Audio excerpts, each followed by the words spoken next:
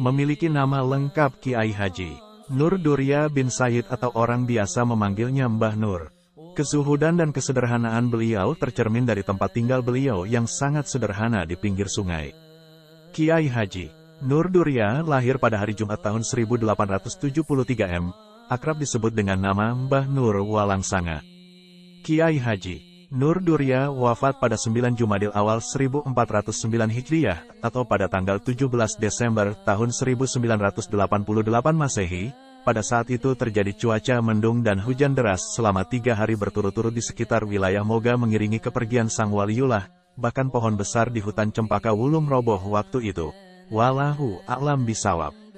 Dari semasa hidup beliau hingga setelah wafatnya tempat tinggal yang juga sekarang menjadi makamnya selalu banyak dikunjungi orang-orang yang berziarah ke makam beliau. Kiai Haji Nur Durya adalah sosok penuh semangat dalam menuntut ilmu, giat beribadah, hidup zuhud dan sederhana. Beliau juga dikenal haus mencari ilmu pada guru-guru yang memiliki ketersambungan sanad keilmuan hingga Rasulullah SAW.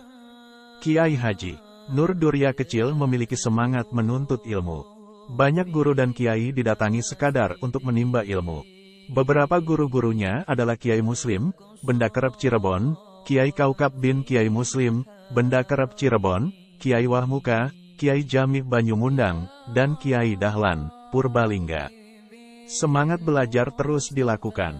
Berguru atau nyantri terus dilakukan Kiai Haji Nur meski telah berkeluarga. Berguru kepada Syekh Armia, Cikura Tegal, dan Kiai Said bin Syekh Armia Giren, Talang Tegal.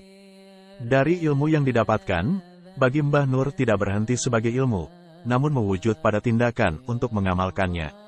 Seperti dikisahkan, pada akhir tahun 1960-an Kiai Haji Anas Nur pernah matur kepada ayahnya Kiai Haji Nur Fatoni Kersan untuk pergi ke Pemalang, sowan kepada Kiai Haji Mbah Nur Walangsanga Moga. Saat itu Kiai Haji Mbah Nur Walangsanga belum banyak dikenal kalangan masyarakat luas.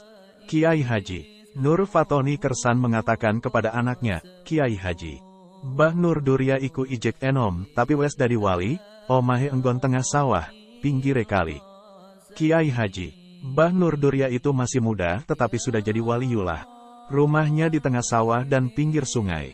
Guru-guru beliau yaitu Kiai Muslim, Benda Kerep Cirebon, Kiai Kaukab bin Kiai Muslim, Benda Kerep Cirebon, Kiai Wahmuka, Kiai Jami Banyumundang, Kiai Dahlan, Purbalingga, Syekh Armia, Cikura Tegal, Kiai Said bin Syekh Armia, Talang Tegal. Beliau salah satu kiai yang dianugerahi Allah SWT Weruh sadurunge winarah, melihat sebelum terjadi, menjadi bagian dari kemampuannya melihat yang tersurat dari yang tersirat. Al-Kisah, suatu ketika pada sekitar 1974, Haji Samsudin dan istrinya yang berasal dari daerah Tegal hendak melaksanakan ibadah haji ke Baitullah. Semua syarat dan berbagai macamnya sudah terpenuhi, tinggal menunggu keberangkatan. Sambil menunggu keberangkatan, mereka sowan ke kediaman Kiai Haji Nur untuk meminta doa dan berkah agar perjalanan haji mereka dilancarkan. Mohon doa restu, Kiai. Tahun ini kami insya Allah akan melaksanakan ibadah haji. Doakan kami semoga lancar dan selamat. Kata H. Samsudin, mau haji Singapura, ucap sang kiai tanpa ekspresi sedikit pun. Singkat cerita H. Samsudin dan keluarganya pamit pulang. Perkataan sang kiai menjadi teka-teki di benaknya. Suatu hari kemudian teka-teki perkataan Kiai Haji Nur terjawab, saat jadwal keberangkatan, H. Samsudin dan istrinya harus membatalkan rencana pergi hajinya tahun itu, walaupun mereka telah berada di Jakarta. Baru, pada tahun-tahun setelahnya mereka bisa menunaikan ibadah hajinya. Jawaban, Haji Singapura, dari Kiai Haji Nur. Terbukti, kalau sang tamu tak bisa menunaikan ibadah haji pada tahun itu, seakan Kiai Haji Nur telah mengetahui peristiwa yang sebenarnya belum terjadi, berusaha durunge winarah tadi. Saat Kiai Haji Mbah Nur sudah wafat, seorang santrinya, Kiai Haji Abdul Muid pergi berziarah ke makam Kiai Haji Mbah Nur. Saat hendak pulang, mobil yang beliau bawa macet dan tidak bisa jalan hingga pukul 3 pagi. Karena itulah beliau bersama rombongan memutuskan bermalam di makam Kiai Haji Mbah Nur. Setelah itu, Tanpa diapa-apakan, mobil bisa nyala dengan sendirinya. Ketika sampai di Pemalang kota, ternyata baru sadarlah Kiai Haji Abdul Muid bahwa jalan yang dilewatinya baru saja diterjang banjir bandang dan menyebabkan salah satu jembatan putus. Setelah peristiwa itu, ia menyimpulkan Kiai Haji Mbah Nur tidak ingin santrinya pulang karena bisa terkena musibah saat di perjalanan. Selain itu, ada pula kisah rumah Kiai Haji Mbah Nur yang berada di pinggir sungai. Walaupun berdempetan langsung dengan aliran air sungai, namun saat banjir bandang datang, air sungai tidak pernah sekalipun merendam kediaman Kiai Haji Mbah Nur. Air sungai seakan miring menghindari rumah yang hanya terbuat dari bambu itu. Dari serangkaian peristiwa ini, tak heran ada orang yang menyebutnya sebagai kiai paling sakti di Jawa Tengah. Sholat berjamaah selalu dilakukan oleh Kiai Haji Mbah Nur semenjak kecil, demikian hal tersebut diajarkan oleh orang tuanya.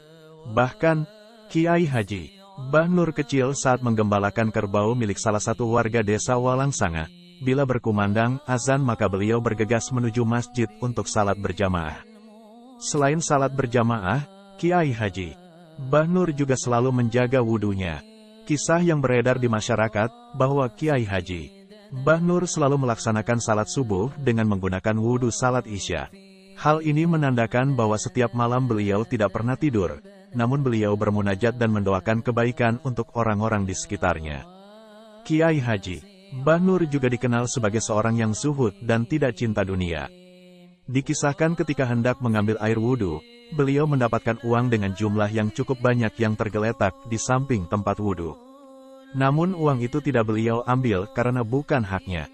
Setelah tinggal selama 50 tahun di desa Walangsanga, beliau pergi untuk mengasingkan diri demi bisa mendekatkan diri pada Allah SWT di lereng Gunung Sembung.